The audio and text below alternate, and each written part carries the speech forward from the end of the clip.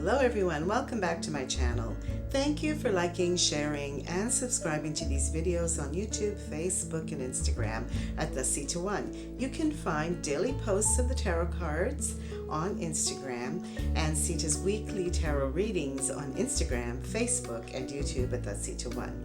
My name is Sita. I'm an intuitive astrologer and psychic tarot reader, and I'm here to share my upcoming interpretations of the upcoming energies from May 1st to the 7th. Okay, first thing on the agenda, let's talk about that new moon solar eclipse. This is unusual, erratic energy, and the sun and the moon, it's a dark moon, you can't see it in the sky, conjunct Uranus. Uranus is very, very explosive, dynamic. It wants to remove obstacles and just go for things. So there's a lot of potency. This eclipse has aftershocks for about 6 months. Intentions are really powerful at this time. If you haven't set them, I mean, just yesterday the new moon solar eclipse happened. So this is a good time to look at your intentions, but be very serious about them. Are these things what you want? You truly desire from your heart? Look within and see what those things are. Remember, the universe can respond by asking you to change things about yourself or just making it happen, so you can access that energy that you're desiring. You want to set your intentions from a place of abundance, not a place of lack. Now, you're going to be faced with some out-of-the-box thinking. That's Uranus. So be prepared for the universe to present a sudden change in your life.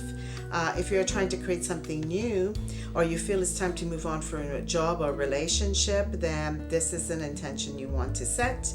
The divine grants your wish, but you may have to make some drastic moves. So this is really powerful. It's followed up in 2 weeks by a lunar eclipse, and Taurus is the theme here.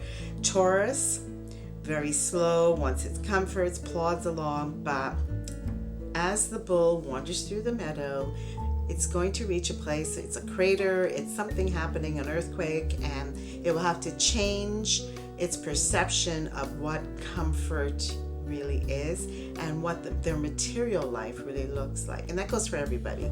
This eclipse will affect everybody, especially people who have aspects to the eclipse and are Taurus, Scorpio, Leo, or Aquarius.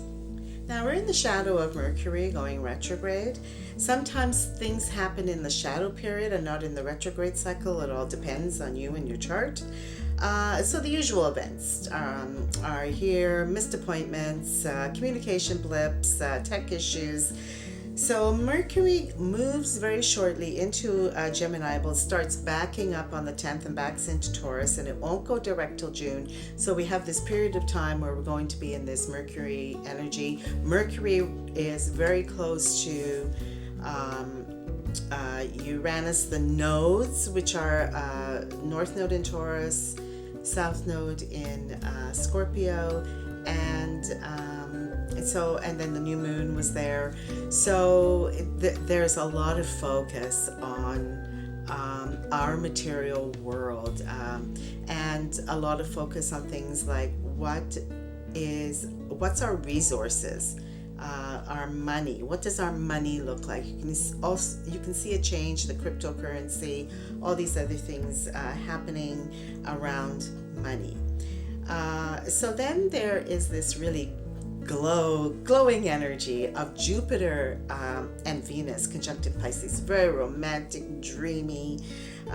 Venus loves being there.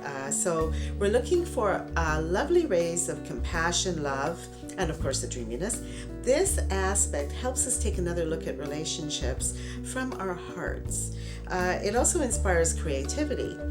So it sextiles Pluto, so there might be some deep, intimate experiences. It doesn't mean you have to be in a relationship. It could be intimacy in another way. So maybe you are planning to create something, some artwork or something, and the more you get connected with that part of you that is showing an intimate expression of your abilities, then the deeper this is going to be, and what you're going to create will be pretty magnificent.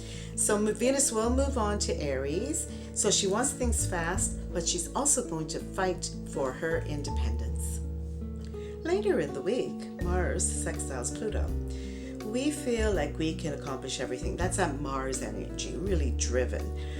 But may not have much planning or organization that we're putting into it, because Mars is pretty sudden and it wants to move fast. So that's something to think about if you're making plans.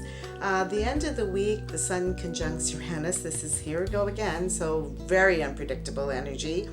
And if you are being unpredictable, spontaneous, it could have a repercussion later. So try to use Saturn to keep you responsible, to think of the bigger picture and how your actions are going to affect others.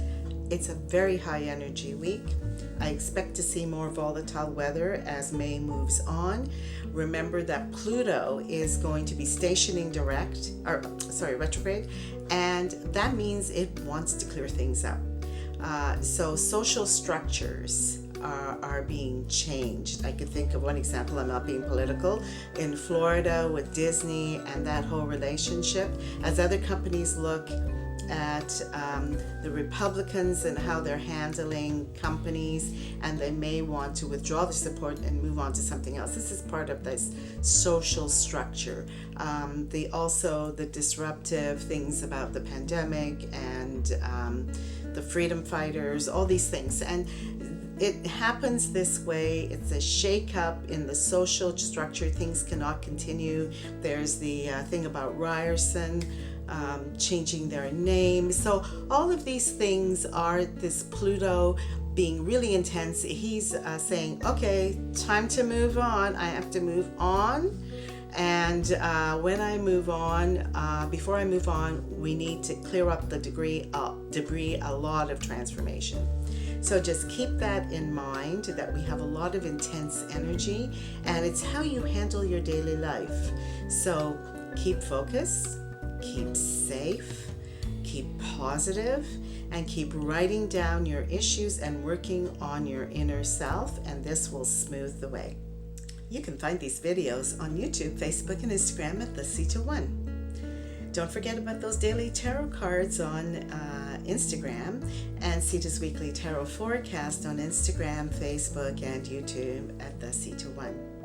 Remember to always put the focus back on yourself and what you can do to remove blockages, remove things like shame and guilt and regret from you. It's a constant process. It just doesn't go away after observing it one time. So as memories come up, put them in perspective and then release.